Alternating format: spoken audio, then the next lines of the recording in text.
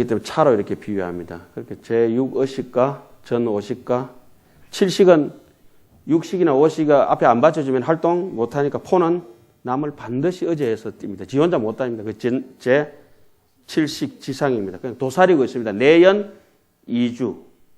아까 다 배웠죠? 8식은 종자식이라서 어디밖에 없어요? 궁 안에서 절대 선진 선생님이 지금 무슨 말인지 모른다. 이 궁 안에서 벗어나갈 수가 없습니다. 그래서 제8식은 업상, 전상, 현상이 항상 그림자처럼 따라다닙니다. 이건 제 학설입니다.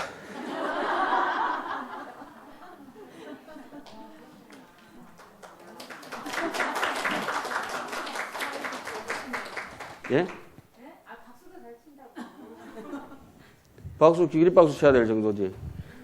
사람이 이렇습니다. 뭐든지 일상생활에서 이현령, 비현령인데 중은 이런 건 격의불교라든지 경강부에서 설명한 것이지만은 항상 불교의 범주 내에서 다닌다라면 가장 거친 생멸법이 오락입니다. 바둑도 부처님이 만들었습니다. 모든 것 제가 생각할 때는 부처님이 안 만든 게 하나도 없습니다.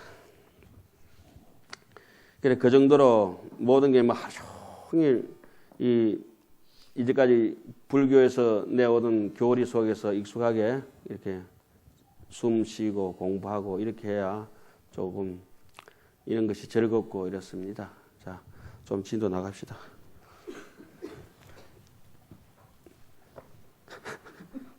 제가 생각해도 너무 했다 싶은 생각이 좀 듭니다.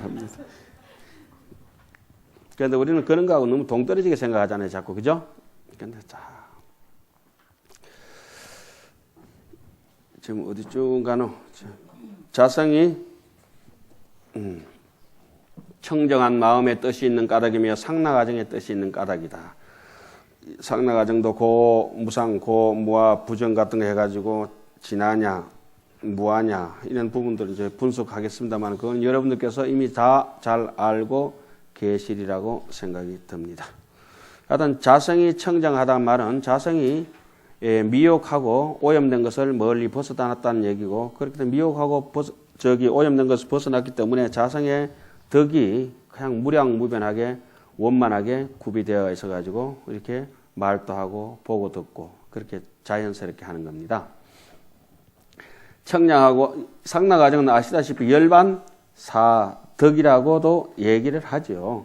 청량하고 불변함에 자제한 뜻이 있는 까닭이다. 이와 같이 항아사보다 많은 여의지 않고 끊어지지 아니하며 변이하지 아니하는 부사의한 불법을 구족하여 어디에? 최대 상대에 우리의 본 자성 청정심에 이에 만족함에 이르러서 적은 바의 뜻이 없는 까닭으로 뭐라고 한다? 열애장이라고 말하며 열애의 법신이라고도 말한다.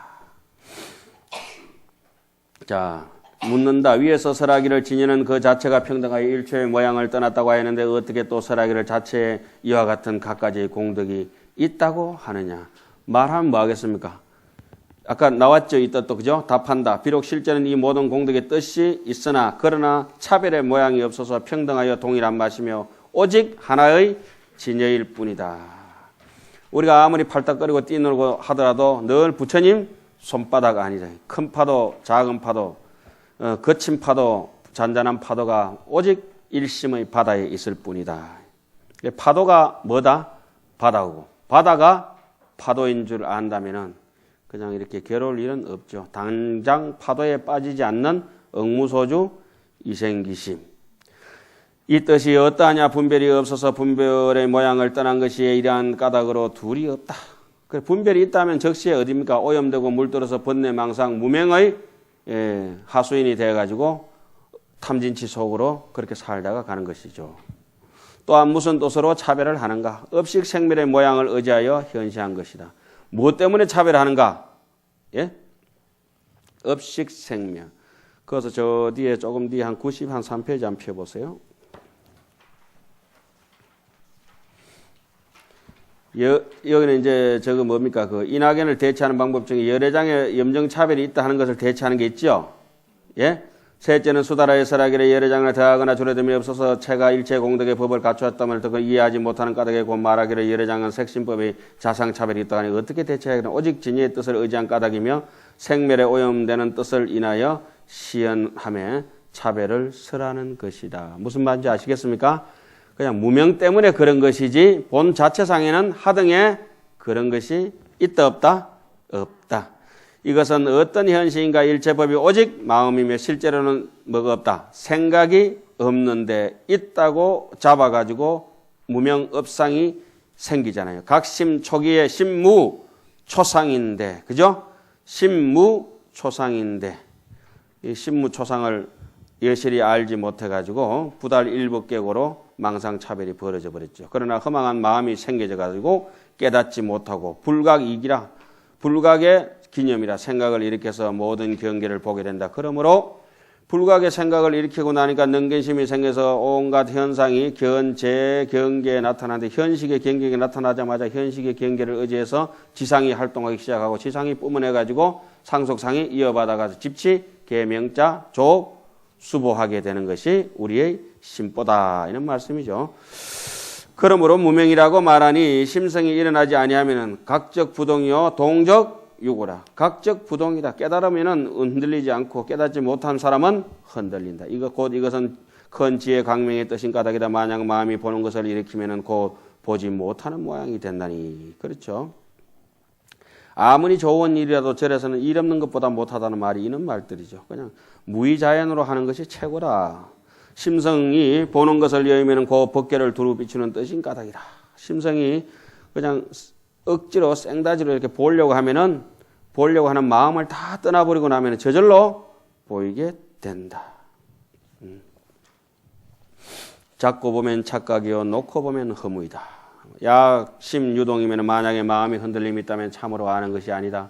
자성이 없으며 상도 없으며 낙도 아니며 아도 아니며 정도 아니다. 열례하고 세변하여 곧 자제롭지 못하여 내지는 항아사보다 많은 허망한 오염된 뜻을 갖추고 있으니 이 뜻을 상대하는 까닭으로 심성이 움직임이 없다면 곧 항아사보다 많은 모든 청정한 공덕의 상의 뜻이 나타남이 있다. 잡념만 멈추면 어떻다 했습니까? 사람이 당장 청정해지고 자비로워지고 지혜로워지고 그것은 수행해서 억지로 얻지 않으려고 해도 이미 우리에게 여기에 있다. 그러면 어떻게 해야 되겠어요? 당장 정직한다. 어제는 어제고 내일은 내일이고 지금만 연습하세요. 쌩쌩 내지 말고 연습하시면 됩니다. 만약에 마음이 일어남이 있어서 다시 앞에 법을 보고 가히 생각한다면 곧 적은 바가 될 것이니 이와 같이 청정한 법의 무량한 공덕은 앞으로 가나 뒤로 가나 무엇뿐이겠어요? 오직 일심이며 그 일심을 제대로 알지 못하니까 진여문과 생멸문을 갈라놓고 진여문 얘기는 알아듣지 못하니까 제껴놓고 생멸문을 가지고 각각 불각으로 나눠가지고 이제까지 쭉 설명해왔죠. 인연생멸에 대해서. 다시 생각할 바가 없으므로 이러한 까닭으로 원만이 고족하니 법신열의 장이라고 말한다. 청정한 덕의 성품이 이제 완전히 갖춰져가 있다 이 말이죠. 여기까지는 최대 상대가 그 흔적도 없는 것이 이렇게 혹시 잘 때 그 의자 볼까 싶어서 이렇게 저 금고에 이어놓고 잠글 필요도 없잖아요. 늘 같이 있으니까 이 마음이 그렇게 뭐 특별히 갈무리 안 해놔도 늘 같이 있잖아요. 그 창고에 잠가야 될 것 같으면 비용이 많이 들 거예요. 좀 비싼 게 돼가지고 어디 맡기려면. 그런데 그것을 잘 몰라요. 용대를 별도로 풀이하다. 용대를 왜 별도로 풀이하겠습니까? 아무리 그렇게 세상에 많은 것을 갖추고 있다 하더라도 작용하지 않으면은 무용지물이라. 아무리 비싼 차라 하더라도 그냥 차 고속에 처박혀 있는 거는 활용을 못해요. 그러니까 여기서 본행과 본능과 또 뭐죠? 방편을 밝히다. 자, 본행을 먼저 밝히죠. 또한 진여의 작용이라는 것은 이른바 제불열애께서 본래 인지에 계실 때에 자비심을 바라시고 모든 바람이를 닦으시어 중생을 습하시고 이것이 본행이죠. 그 다음에 본원이라고 하는 것은 큰 서원을 세워서 온 중생계를 다 도탈하시고자 하시되 또 세월의 수를 한정하지 않으시고 미래제가 다 하도록 하신다. 원력이라고 하는 것은 작은 소망하고 달라서 그거 이루어지면 거기서 다시 생각이 없는 것이 아니라 작은 것을 이루고 세세생생 원하세세생생처 상업하냐 불태전하는 것이 원이라고 하는 것이죠. 원이라고 하는 것은 금생에 못하면 또 다음 생에 못하면 또 다음 생에 한다는 것이죠. 어떤 바다에 지나다가 제주도 가다가 용왕이 나와가지고 뭐 하나 누가 다이아몬드 반지 좀 큰 거, 여의주 마탄 거 큰 걸 가지고 홀딱 가지고 용이 바다 물속으로 퐁당에 들어가 버렸다. 그 사람이 다시 제주도 갔다 부산 돌아와가지고 부산 바닷가에 앉아가지고 바가지 하나 들고 바닷물을 퍼내기 시작했죠. 예, 그래가지고 어떻게 됐어요? 용왕이 나타났지. 예, 금생에 안 퍼내면 내 또 다음 생에 퍼낸다, 또 다음 생에 퍼낸다 하니까 용왕이 이러다 살 데 없을 것 같으니까 아이고 추져봐라 가져가라고 반지를 돌려줬다는 설이 있어요. 그 다음에 지혜와 자비의 방편을 대방편을 쓰랍니다. 일체 중생을 취하기를 그것이 원입니다. 그죠? 예.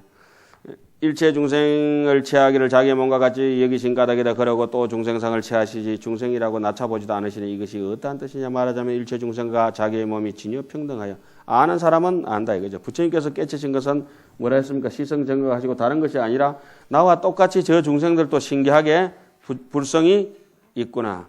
그래서 열반경에 어떻게 해놨죠? 법류 심자는 개당덕 안욕따라 삼맥삼벌이라. 법화경에서는 일체 중생이 신류 불생이라. 모든 중생이 다 불생이 있다고 했고 법화경에는 마음이 있는 사람들은 모두 다 안욕따라 삼맥삼벌이를 얻을 것이다. 치문할 때 열심히 다 잘 배운 대목이 있죠? 난 신기합니다. 대방편지로서 또 법신을 보다 이와 같은 큰 방편지혜가 있어서 무명을 없애고 이와 같은 큰 방편지혜가 있어서 결국은 이제 무명 오염 떼꾸종물을 다 씻어내고 본래 청정법신을 보아서 자연스럽게 불가사의한 업 그냥 이렇게 생각하지도 않고 논리로 펼치지도 않고 억지 힘을 쓰지 않더라도 억지를 부리지 않더라도 너무 자연스럽게 색성향 미척법이 펼쳐지는 경계가 나오지 않습니까? 그러니까 신통명이 나오죠. 범부가 생각하지 못한 아주 깊은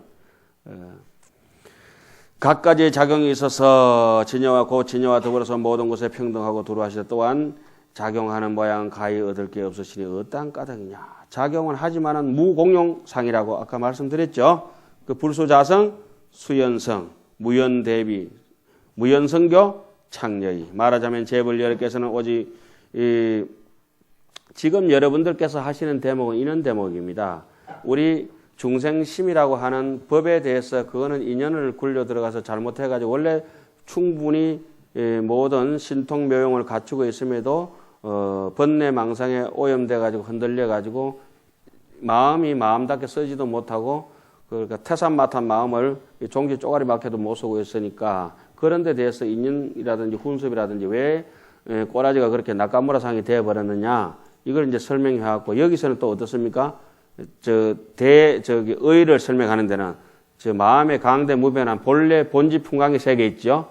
그걸 이렇게 잘 안 믿어집니다.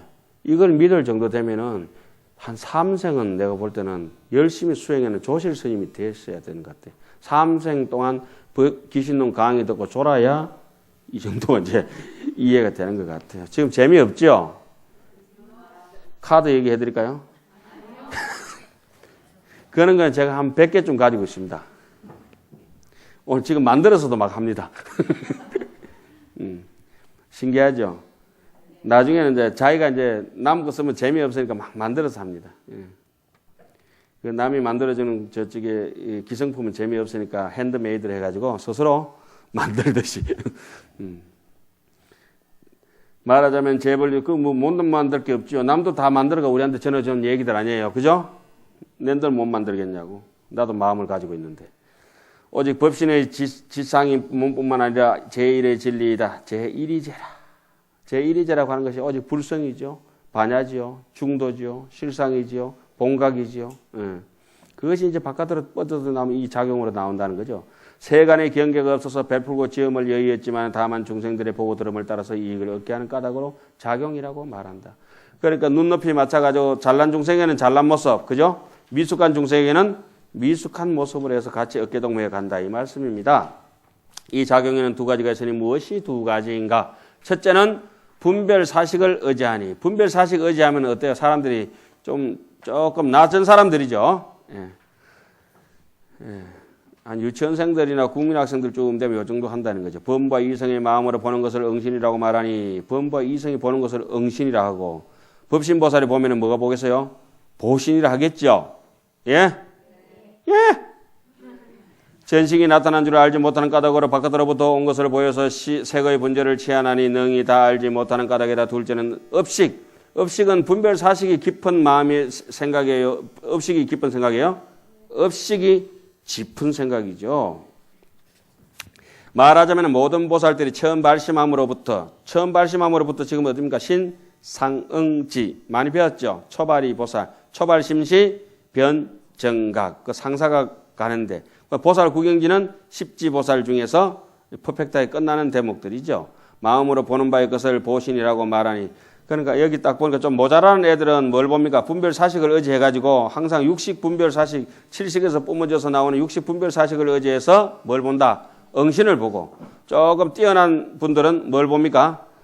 예, 완전히 신심을 얻어가지고 발심을 해가지고 그죠? 수행을 열심히 해서 보살 구경지까지 가서 마음으로 보는 바의 것을 의지하니 이것을 보신이라고 말하니 몸에는 한량 없는 색이 있고 색에는 한량 없는 상이 있고 또 상에는 한량 없는 호가 있고 상호 이거 잘 아세요? 자 여기 보십시오. 상은 이겁니다. 32상은 이렇게 볼 수 있는 것이고 80종호는 여기에 미묘하게 상이라고 하는 것은 육안으로 간파할 수도 있고 그냥 대충 간파할 수 있지만 호는 어때요? 세밀하게 이렇게 들받아 보는 거. 카메라가 있구나.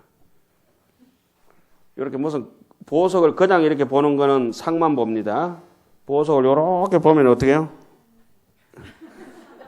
이렇게 보면은 호. 그렇게 보면은 큰 문양도 있고 뭐도 있고 하지 않습니까? 그러면 몸은 더 거칠고 몸은 저 산덩어리와 같고 상은 산의 바위와 나무를 구분하는 정도고 그죠? 호는 그 바위의 재질과 나무의 그런 이게 그 꽃과 이런 그 향기 세밀하게 그걸 갖다가 그 성질을 다 파악하는 게 뭡니까? 호. 이해 가세요? 사람이라면 여러 사람 덩어리 하나 보이면은 남녀노소 구분 없이 사람이라면은 이게 몸이고 상이라면은 남자 여자 좀 갈려놓고 호이라면은 혈액형이 뭐냐 전라도가 고향이냐 경상도가 고향이냐 성이 뭐냐라면 호쯤 되는 거죠. 아이고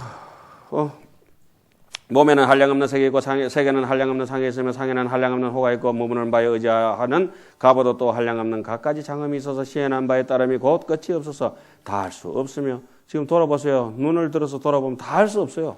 이 유의 세계가 다 할 수 없는 것은 우리 무의 세계가 그렇게 광범위하게 펼쳐져 있기 때문에 그렇습니다.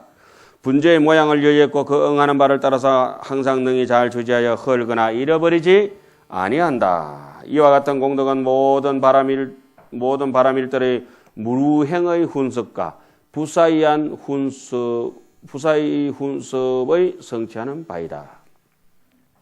한량없는 즐거운 상을 구족하니 그러므로 보신이라고 말한다. 그래서 잡념만 떨어지고 나면은 보신을 볼 수 있어요. 보신은 가보에 받는 몸인데 여기 있으나 저기 있으나 항상 같은 것이고 응신은 막 쪼그라 들어가지고 못난 사람에게 못난 대로 잘난 사람에게는 잘난 대로 이렇게 나타나죠. 범부는 이게 조금 저러니까 이제 거친 응신을 보는데 곧 다시 이제 또 이제 응신 보신에 대해서 두 번째 재차 정리하는 겁니다. 또 범부의 보는 바는 그것은 거친 형색이다. 왜 거친 형색입니까? 생각이 거치니까 보는 것도 거칠다. 지금 요즘 이렇게 호랑발톱가시 나무꽃이 가을 늦가을 되면 피기 시작해서 저렇게 향기롭고 향기가 난초향 뻗어가듯이 달콤하잖아요. 그러니까 지나가다 보면은 우리 강사 선생님하고 어제도 포용하다 보면 꽃이 다 지고 없고 잎도 지고 없는데 저 나무는 단풍나무다. 그리고 저 나무는 당단풍이다. 저거는 청단풍이다. 저것은 청매실이다. 저 꽃에는 홍도하다. 꽃도 없는데 꽃을 다 봅니다. 저것은 노란 꽃이 피는 은행이다. 그럼 멀리서 이 한겨울에 낙목 한천 앙상한 나뭇가지를 바라보고도 그 개나리가 있는 자리는 노란 물줄기가 흐르고 호박이 노란 꽃이 피니까 열매도 노랄 것이고 박꽃은 흰 꽃이 피니까 박속도 힐 것이요 백꽃은 흰 꽃이 피니까 백속도 힐 것이요 복숭아 꽃은 핑크빛이니까 익으면은 열매도 그럴 것이요. 대부분이 딱 맞는 건 아니지만 대부분이 그렇게 돼가 있고 두꺼운 꽃이 피면은 열매 껍질도 두껍고 얇은 것은 열매도 얇고 매실은 꽃이 요만하니까 요만하게 못 열리고 호박꽃은 크니까 열매도 크고 송화도 이렇게 피는 거 보면은 솔방울이 그렇게 송화 모양으로 같이 열리고 그리고 소나무 줄기도 송화와 똑같고 솔방울과 똑같고 소나무 뿌리도 똑같고 솔잎파리도 그렇게 생겨 먹었고 모든 것이 뿌리서부터 잎사귀 끝까지, 뼛속까지. 사람도 그 사람들 이렇게 쳐다보면 저 사람이 한 번 말 딱 뱉을 때 들어보면 한 번만 딱 들으면 압니다. 그냥 착 이렇게 보고 듣고. 이 사람이 속에 무슨 생각을 가진지 말을 하든지 행동해가지고 움직였다면 간파돼 버려요. 그죠? 마치 대의 삼장하고 남양 해충국사 남양 해충국사 하고 이제 얘기할 듯이 이렇게 쳐다만 봐버리면 내 생각이 이제 번지 알아버리자. 그것이 이제 한 잔 먹고 그래 낮에 그 햇빛을 못 와서 피는 꽃도 있고 달빛을 못 와서 피는 꽃도 있고 약초 같은 꽃은 저 별빛을 못 와서 피니까 산삼꽃은 그렇게 피죠. 이 중들은 전부 별빛이 저 아슬한 별빛이 그냥 따스한 기운도 없는 별빛을 못 와서 이런 책 귀신론 같은 거 하학년 같은 거 먼 전설 같은 빛을 못 와가지고 자기의 마음의 꽃을 피워야 돼요. 제가 시인처럼 안 느껴져요? 원래 시인인데 그런 걸 잘 몰라서 그렇지. 여기서 거친 사람은 거칠게 보고 보드라운 사람은 보드랍게 본다. 왜 그러냐? 비유로 말씀드리자면은 이 마음의 작용이라는 거 하는 것이 물과 같아가지고 둥근 잔에서는 둥글게 물 모양이 형성되고 모난 그릇에는 모나게 형성되고 이제까지 많이 보고 듣고 했죠. 그러나 결국은 그릇이 파괴돼서 깨져버리면은 그 잔에는 달이 결코 떠오를 수 없다. 왜 지혜의 달이 안 떠오르냐? 이 선정산매라고 하는 것은 아주 강철같이 굳센 그런 느낌이 아닙니다. 선정산매는 여러분도 깊이 하면 얼마나 재밌습니까? 선정산매는 제가 느끼는 선정산매는 바람 같은 것도 아니요. 딱딱한 고체 같은 것도 아니요. 물과 같은 것이라 유연한 거야.